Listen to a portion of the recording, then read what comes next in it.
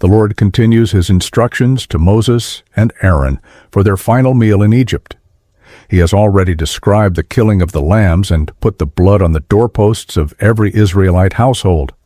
The blood is a sign for the Lord to pass by that home. Passover is a springtime event when the lambs are likely to be born at the time of the vernal equinox.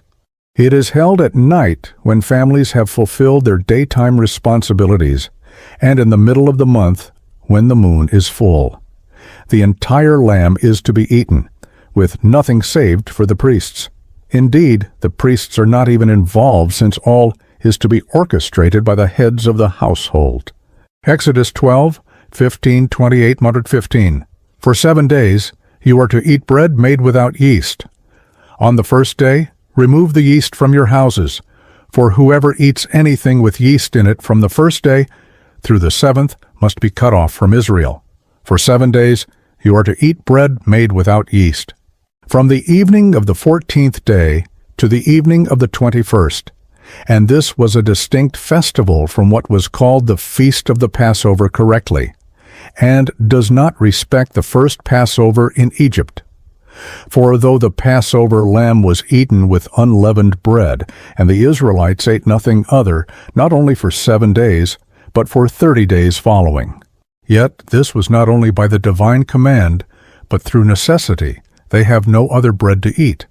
But in later times they were commanded to keep a feast for 7 days, in which they were not to eat leavened bread, in commemoration of their hasty departure out of Egypt, not having time to leaven the dough in their troughs, and of their distress and desire for savory bread. On the first day, remove the yeast from your houses, that is, from out of their dwelling houses, which were to be diligently searched for that purpose, and every hole and crevice in them, and not only their lower rooms, their dining rooms and parlors, but their upper rooms and bedchambers. Because it was possible a man might sometimes go into them with a piece of bread in his hand, and drop or leave some of it behind him. Synagogues and schools were to be searched, since children might carry bread with them, and this search was to be made by the light of a lamp or candle, not by the light of the moon, if in the night, nor by the light of the sun, if in the day, but by the light of a lamp or candle, and not by the light of a torch or of a lump of fat or grease or oil, but by a lamp or candle of wax. And this search was to be made at the beginning of the night of the 14th of Nisan. It is said that leavened bread was forbidden from the 7th hour, 1 o'clock in the afternoon, and upwards, which is the middle of the day, i.e. 11 o'clock in the morning, and burn it at the beginning of the 6th or noon. For whoever eats anything with yeast in it from the first day through the 7th, for whosoever eateth leavened bread from the first day until the 7th day, from the first of the 7 days to the last of them, beginning at night of the 14th and ending at the night of the 21st, it must be cut off from Israel. That soul shall be cut off from Israel, either from the commonwealth of Israel, and be disfranchised, and not described as an Israelite, or from the Israelitish church state, and have no communion in it, or partake of the ordinances at it.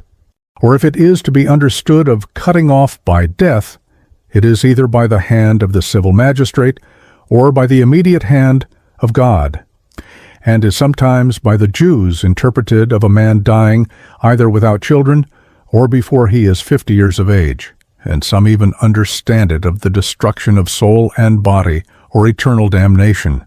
16. On the first day, hold a sacred assembly, and another on the 7th day. Do no work at all on these days, except to prepare food for everyone to eat. That is all you may do. On the first day, hold a sacred assembly. Moreover, on the first day there shall be a holy convocation, assembly, a holy day in which the people are called to holy exercises and completely abstain from worldly business done on other days, and another one on the 7th day.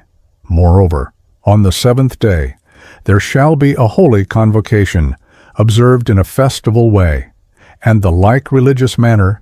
The first day was the day of their going out of Egypt, and the 7th was the day on which Pharaoh and his host were drowned in the Red Sea. for which reason those days are distinguished from the rest, and appointed to be holy convocations, and which appear from the journeying of the children of Israel. They came to Succoth on the 15th, to Etham the 17th, to Pihahiroth the 18th, where they were ordered to stay and wait for the coming of their enemies. On the 20th, the army of Pharaoh came up to them. And the night following, the Israelites passed through the sea, and the Egyptians were drowned. Do no work at all on these days. No manner of work shall be done on them, as used to be done on other days, and as we are on the other 5 days of this festival. The Jewish canons are: it is forbidden to do any work on the evening of the Passover, from the middle of the day and onward. And whoever does work from the middle of the day and onward, they will excommunicate him, even though he does it for nothing, without pay. It is forbidden. Our Mir says, whatever work anyone begins before the 14th of Nisan, he may finish it on the 14th, but he may not begin it on the beginning of the 14th, though he could finish it. The wise men say, 3 workmen may work on the evening of the Passover unto the middle of the day, and they are these: tailors, barbers, and fullers, one who washes cloth. Some add shoemakers to this list, except to prepare food for everyone to eat. That is all you may do. Every man must eat. So kindling fire and preparing food might be done on those days, which might not be done on Sabbath days. The prohibition of work was not as strict. Celebrate the festival of unleavened bread, because it was on this very day that I brought your divisions out of Egypt. Celebrate this day as a lasting ordinance for the generations to come. On this day, the 15th of Abib, the first day of the feast of unleavened bread, I brought your divisions out of Egypt. This expression seems to prove that we have in the injunctions of verses 14-20 not the exact words of the revelation on the subject made by God to Moses before the institution of the Passover. However, the words were altered after the Exodus had taken place. Otherwise, the expression must have been, I will bring your multitudes out.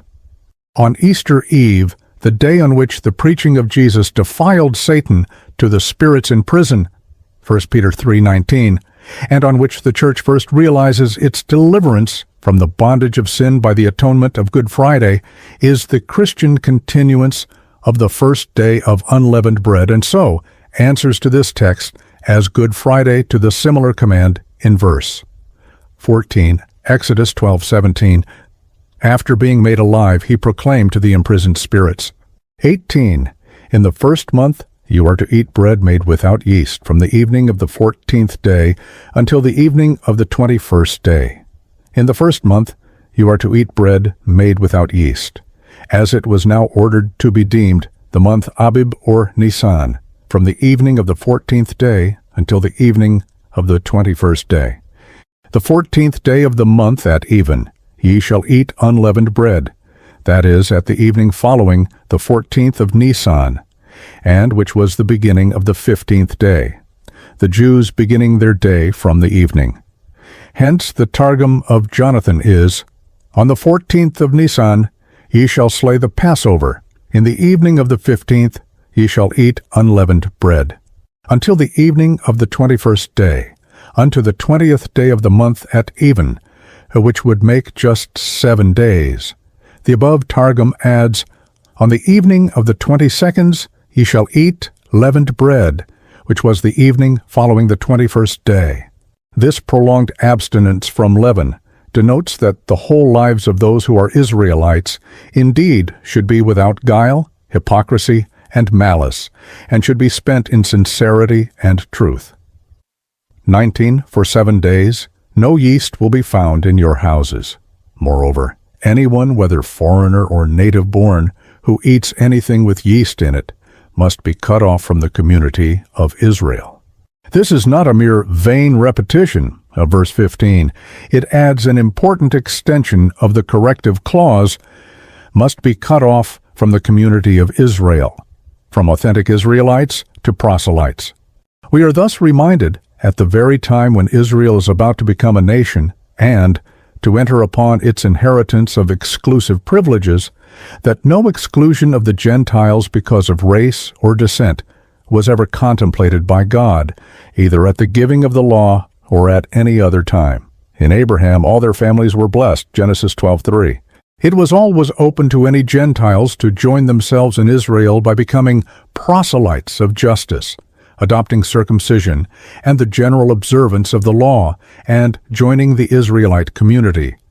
The whole law is full of references to persons of this class, Exodus 20:10, Exodus 23:12, Leviticus 16:29, Leviticus 17:10, Leviticus 18:26, Leviticus 22, Leviticus 24:16, Numbers 35.15, Deuteronomy 5:14, Deuteronomy 16-11:14, Deuteronomy 24:17-19, Deuteronomy 27:19, Deuteronomy 29:11, etc. It must have been largely recruited in the times immediately following the Exodus from the mixed multitude which accompanied the Israelites out of Egypt, Exodus 12:38, and from the Kenites who joined them in the wilderness, Numbers 10:29-31, Judges 1:16. Born in the land, i.e., an Israelite by birth, the land is no doubt Canaan, which is regarded as the true land of Israel from the time when God assigned it to the posterity of Abraham, Genesis 15:18. Exodus 12:19-20, eat nothing made with yeast. Wherever you live, you must eat unleavened bread. Here again, there is no repetition, but an extension. Ye shall eat nothing leavened, not only no leavened bread, verse 12-15, but no leavened cake of any kind. Moreover, in all your habitations shall ye eat unleavened bread, i.e., wherever ye dwell, whether in Egypt, the wilderness, Palestine, Babylonia, or Media, this law shall be observed. So, the Jews observe it everywhere to this day, though they no longer sacrifice the paschal lamb. 21. Then Moses summoned all Israel's elders and said, Go at once and select the animals for your families and slaughter the Passover lamb. Then Moses summoned all the elders of Israel and said to them, not in age but in office, who were either heads of families or at least principal men in the tribes, which explains in what manner he was to speak to the congregation of Israel and to convey to them the will of God concerning the observation of these feasts. Exodus 12:3. Go at once and select the animals for your families and slaughter the Passover lamb.